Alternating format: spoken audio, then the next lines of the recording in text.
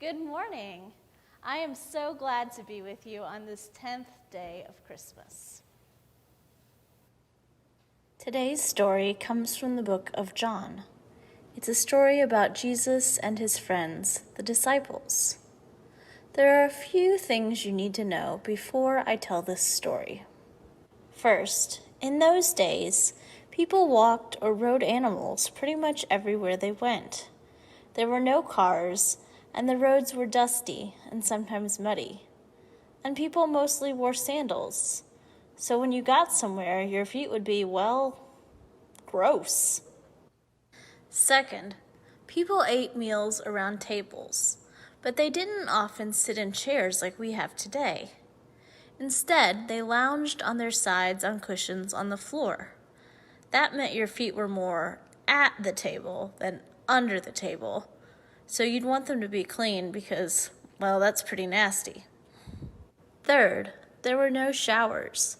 You couldn't just turn on the bathtub and stick your feet in and clean up quickly like we can today. It was often a servant's job to bring water and to kneel down and wash guests' feet. It was an icky job, but it was one that needed to be done. Now that you know those things, we can begin the story.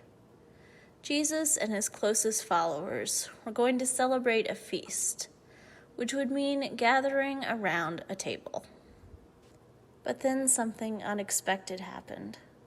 Jesus got up from the table and tied a towel around his waist and began washing and drying the disciples' feet. This felt strange. Like we said earlier, usually washing feet was a job for a servant, or for someone who was considered lowly. You washed the feet of people who were more important than you, not less. Peter, one of the disciples, tried to stop Jesus. He said, "Jesus, I'm not worthy to have you wash my feet." He knew that Jesus was an important person. But Jesus told Peter, "Unless I wash your feet, you won't have a place with me."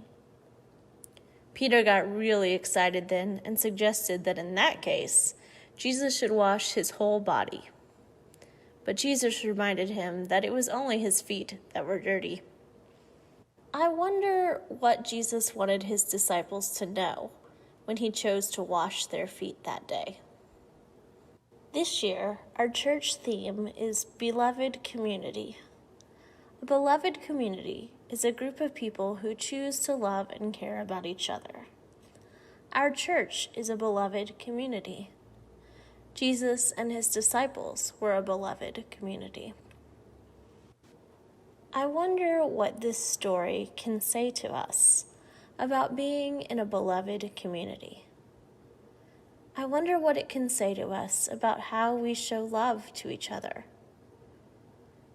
I wonder what it can tell us about how to come close to each other and close to God. Would you pray with me? God, thank you for being a God who loves us so much that you care that we love each other. Help us to have open hearts and open minds as we learn more this year about being a beloved community. Amen.